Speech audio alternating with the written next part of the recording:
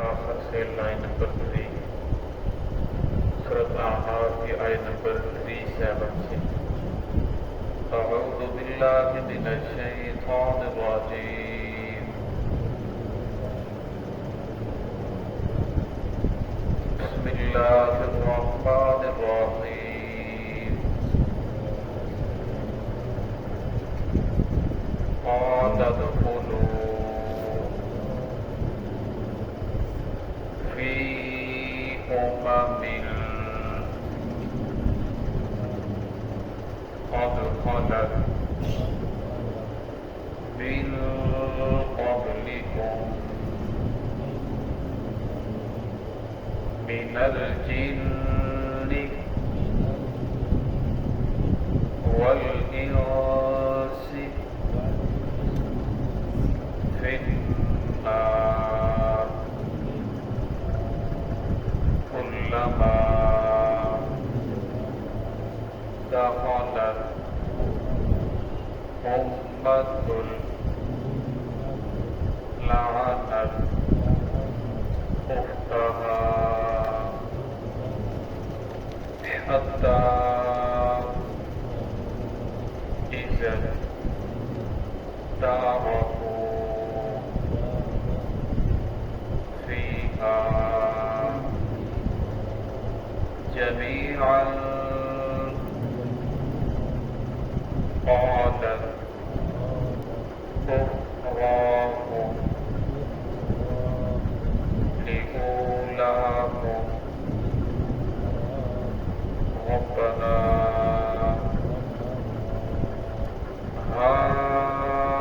هؤلاء أذلونا فآتهم عذابا ضعفا من النار قال لكل ضعف ولكن لا تعلمون وقالت أولاهم لأخراهم فما كان لكم علينا من فضل فذوقوا العذاب بما كنتم تكسبون.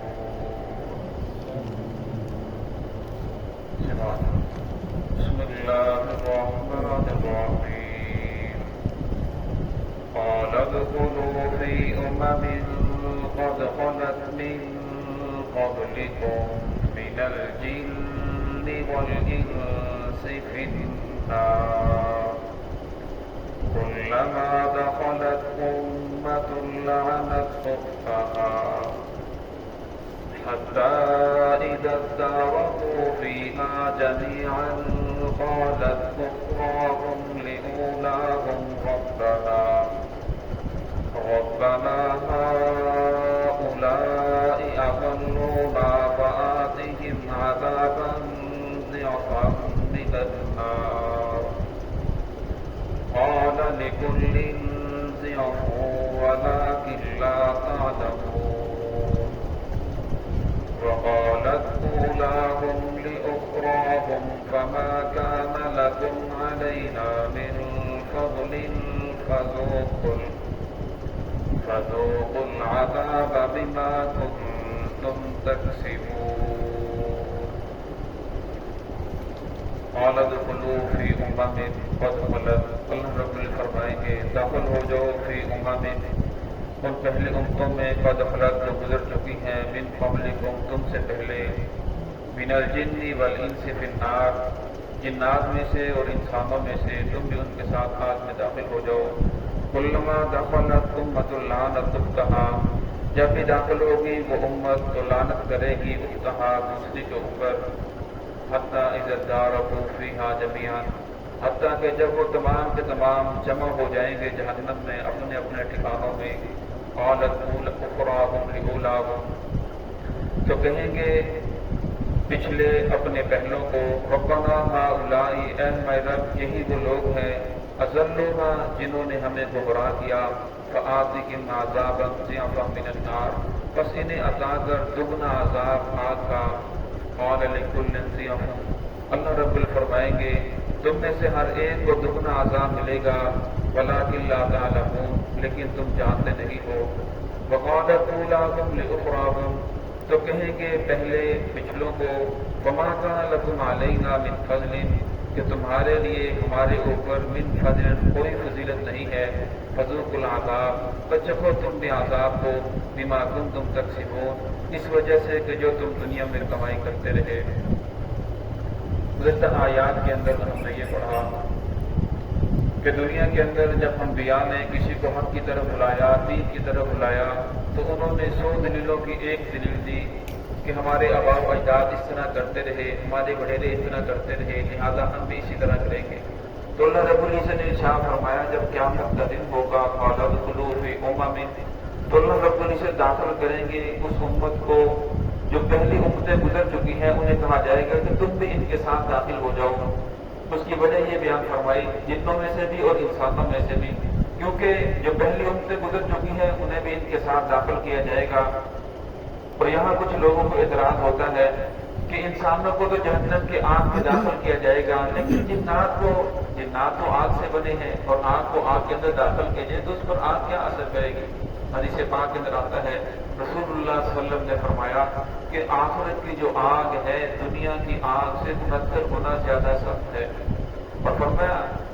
اور بخاری مسلم کی روایت ہے رسول صلی اللہ علیہ وسلم نے فرمایا جہنم کے ایک طبقے نے جہنم کے اندر دونوں قسم کے طبقے ہیں گرمی کا بھی ہے آگ کا بھی ہے ٹھنڈک کا بھی ہے تو اللہ رب العزت کے ہاں شکایت کی کہ رب العالمین یہ میرا ایک طبقہ دوسرے طبقے کو کھائے جا رہا ہے تو اللہ رب العزت نے انہیں 2 سانس لینے کی اجازت دی اور فرمایا جس دور میں گرمی بہت زیادہ پڑتی ہے یا گرمی کا موسم ہوتا ہے تو وہاں جہنم اپنا سانس لیتی ہے اپنی بھاپ نکالتی ہے فرمایا پھر دنیا میں گرمی پڑتی ہے اور جب سردی پڑتی ہے تو ٹھنڈا جو طبقہ ہے اسے سانس لینے کی اجازت ہے فرمایا دنیا میں جو گرمی سردی پڑ رہی ہے یہ جہنم کی اس سانس لینے کی وجہ سے ہے تو فرمایا جہنم کی وہ آگ کتنی سخت ہوگی اور جس کے اندر انسان کو ڈالا جائے گا آج دنیا سے ہم سے گرمی برداشت نہیں ہوتی ایئر کنڈیشن لگا ہوا ہے پھر بھی برداشت نہیں کر سکتے باہر نکلنا مشکل ہے اس کے ایک سانس کی وجہ سے جب انسان کو اس کے اندر پھینکا جائے گا دنیا کے اندر تو انسان اپنے لیے ایئر کنڈیشن لگاتا ہے اس کے لیے انتظام کرتا ہے گاڑی کا ٹھیک کرواتا ہے تو اس کا ایئر کنڈیشن ٹھیک ہو جہاں جانا ہوتا ہے وہاں دیکھتا ہے کہ وہاں اے سی وغیرہ ہے یا نہیں ہے لیکن فرمایا انسان نے آخر اس دنیا کو بھی چھوڑ کر جانا ہے اور آخرت کے لیے کیا تیاری کر رکھی ہے تو وہاں کون سا ایئر کنڈیشن لگا رکھا ہے اس کے لیے کیسے اعمال کیے ہیں اگر جہنم کے اندر پھینکا گیا تو گرمی کے لیے کون سے اسی کا انتظام کیا ہے اگر ٹھنڈے طبقے کے اندر پھینکا گیا تو وہاں ہیٹر کون سا انتظام کر رکھا ہے تو اس لیے فرمایا انسان کو سوچنا چاہیے اپنی فکر کرنی چاہیے جیسا جو لوگ کہتے ہیں کہ جنات آگ سے بنے ہیں تو لہٰذا آگ کو آگ کے اندر ڈالا جائے تو اس اثر نہیں ہوگا فرمایا آخرت کی آگ دنیا کی آگ سے بہت زیادہ سخت ہے تو وہاں کا تو آگ کا ایک طبقہ دوسرے طبقے کی شکایت کر رہا ہے کہ یہ مجھے کھایا جا رہا ہے کلما دخلت امۃ لعنت اختہا فرمایا جب بھی اللہ رب العزت کسی امت کو آگ کے اندر داخل کریں گے تو فرمایا وہ دوسرے کے اوپر لعنت کرے گی کہ یہی وہ لوگ ہیں جنہوں نے ہمیں دنیا کے اندر گمراہ کیا یہی وہ لوگ ہیں کہ جن کی بات ہم مانتے رہے اور آج یہ لوگ جہنم کے اندر ہیں تو فرمایا جب وہ حتیٰ عزت دار رکھوں تمام کے تمام جہنم کے اندر جمع ہو جائیں گے فرمایا جہنم کے اندر بھی توامت ہیں درجات ہیں جس آدمی کا جتنا گناہ ہوگا اس کو اسی کے مطابق سزا ملے گی جس طرح جنت کے اندر درجات ہیں فرمایا اوپر والا جنتی کروٹ لے گا تو نیچے والے جنتی کی جو قبر ہے جو جنت ہے وہ خوشبو سے مہک جائے گی تو اس کا جو محل ہوگا تو فرمایا اس طرح جنت کے اندر بھی طبقات ہیں فرمایا جب تمام کے تمام اپنے اپنے طبقات کے اندر اپنے اپنے اس پہنچ جائیں گے تو فرمایا قالت اخراهم لاولاهم، پھر جو پہلے ہیں پچھلے ہیں اپنے پہلوں کے بارے میں کہیں گے اے اگر انہیں دگنا عذاب دے فآتِهِمْ ضِعْفًا مِنَ النَّارِ، ان کو دگنا عذاب دے آگ کا، اس وجہ سے کہ ہمیں گمراہ کرنے والے یہی لوگ ہیں، انہی کی وجہ سے ہم لوگ گمراہ ہوئے اور انہی کی وجہ سے ہمارے اوپر یہ آفت آئی ہے۔ اللہ بشا فرمائیں گے قال لِكُلٍّ ضِعْفٌ، تم میں سے ہر ایک کے لیے دگنا عذاب ہے، صرف ان لوگوں کے لیے نہیں ہے بلکہ جتنے بھی ہو تمہارے لیے بھی دگنا ہے، وَلَٰكِن لَا تَعْلَمُونَ، لیکن تم جانتے نہیں ہے۔ فرمایا پہلے کو تو اس لیے دگنا عذاب مل رہا ہے کہ وہ خود گمراہ ہوئے، پھر گمراہی کا سبب بنا۔ فرمایا ایک انسان خود گمراہ ہے، فرمایا اس کو بھی گناہ ملتا ہے، لیکن فرمایا وہ دوسروں کو بھی گمراہ کر رہا ہے، دوسروں کو بھی وہ راستے پر لگا رہا ہے، فرمایا اسے دگنا عذاب ملے گی، دگنی سزا ملے گی۔ کیوں؟ ایک اپنی گمراہی کی وجہ سے، ایک دوسروں کو گمراہ کرنے کی وجہ سے۔ اور فرمایا جو لوگ گمراہ ہوئے انہوں نے دگنا عذاب اس وجہ سے ملے گا کہ ان لوگوں نے محمد الرسول اللہ صلی اللہ علیہ وسلم کا راستہ چھوڑا، اللہ رب العزت کے احکامات کو چھوڑا۔ ہر دور کے اندر اللہ رب العزت نے حق کی آواز بلند کرنے والے کھڑے کیے، اپنی کتابیں نازل فرمائی، انبیاء بھیجے۔ آج ایک لے کر جا کر لوگوں کو دین کی طرف بلایا جا رہا ہے کہ یہ سیدھا راستہ ہے، یہ محمد الرسول اللہ صلی اللہ علیہ وسلم کا طریقہ ہے، اس راستے کو قبول کر لو گے تو دنیا میں بھی کامیابی ہے اور آخرت میں بھی کامیابی ہے۔ لیکن فرمایا اللہ بشا فرمائیں گے کہ تم لوگوں نے اس کے اوپر عمل نہیں کیا، لہذا تمہیں بھی دگنا عذاب دیا جائے گا، وَلَٰكِن لَا تَعْلَمُونَ، لیکن تم ابھی جانتے نہیں ہو۔ وَقَالَتْ أُولَاهُمْ لِأُخْرَاهُمْ، پھر فرمایا کہ جو ان کے جو پہلے ہیں وہ پچھلوں کے بارے میں کہیں گے کہ تم لوگ ہماری شکایتیں کرتے تھے، ہمارے اوپر ملبہ ڈال رہے تھے، فَمَا كَانَ لَكُمْ عَلَيْنَا مِنْ فَضْلٍ، کہ تمہاری ان شکایتوں کی وجہ سے تمہیں ہمارے اوپر کوئی فضیلت ملی، تمہیں کوئی فضیلت نہیں ملی۔ فذوقوا العذاب، لہذا تم بھی عذاب کو چکو، تم بھی اس عذاب کے اندر مبتلا ہو، بما کنتم تکسبون، اس وجہ سے کہ دنیا کے اندر جو کمائی کر کے آئے ہو یہ تمہیں اس کا بدلہ مل رہا ہے، اس کا نتیجہ مل رہا ہے، اور جو دنیا کے اندر کمائی کرتے رہے فرمایا اس کی عذاب جو ہے آپ کو بھگتنا پڑے گا۔ فرمایا دنیا کے اندر جتنا بھی سادہ انسان ہو آپ اس کو پرانا نوٹ دے کر دیکھیں وہ نہیں لینے کے لیے تیار ہوتا، 10 روپے کم دے دیں وہ دینے کے لیے تیار نہیں ہوتا، لیکن فرمایا عقیدے کے بارے میں انسان اتنا بولا والا ہو جاتا ہے کہ بس سنی سنائی باتوں کے پیچھے چل رہا ہے۔ فرمایا انسان کو تحقیق کرنی چاہیے کہ میرے دنیا کے اندر آنے کا مقصد کیا ہے، قرآن کیا کہتا ہے، محمد صلی اللہ علیہ وسلم کا فرمان کیا ہے جس کے اوپر میں اتنی دیر سے عمل کرتا آ رہا ہوں، کیا اس کا قرآن پاک کے ساتھ کوئی تعلق بھی ہے یا نہیں، محمد الرسول اللہ صلی اللہ علیہ وسلم کے طریقے کے ساتھ کوئی تعلق ہے یا نہیں، صحابہ اکرام نے اس کے اوپر عمل کر کے دکھایا یا نہیں دکھایا۔ فرمایا جب انسان اس عمل کو دیکھتا ہے پھر فرمایا اس کی گھڑی محمد صلی اللہ علیہ وسلم کے طریقے کے ساتھ مل جائے تو فرمایا پھر انسان کو خوش ہونا چاہیے، دوسروں کو بھی اس کی دعوت دینی چاہیے، لیکن فرمایا ایسا کام جو محمد الرسول اللہ صلی اللہ علیہ وسلم سے ثابت نہیں ہے، محمد الرسول اللہ صلی اللہ علیہ وسلم کے دامن کو چھوڑ کر آپ کسی اور طرف جا رہے ہیں تو فرمایا پھر اس کام کو چھوڑ دینا چاہیے، اور جہاں تک آپ کا بس چلے فرمایا لوگوں کو بھی اس سے روکنا چاہیے تاکہ وہ لوگ زیادہ سے زیادہ گمراہی سے بچ سکیں۔ دعا ہے کہ اللہ رب العزت ہم سب کو صراط مستقیم پہ چلنے کی توفیق عطا فرمائے۔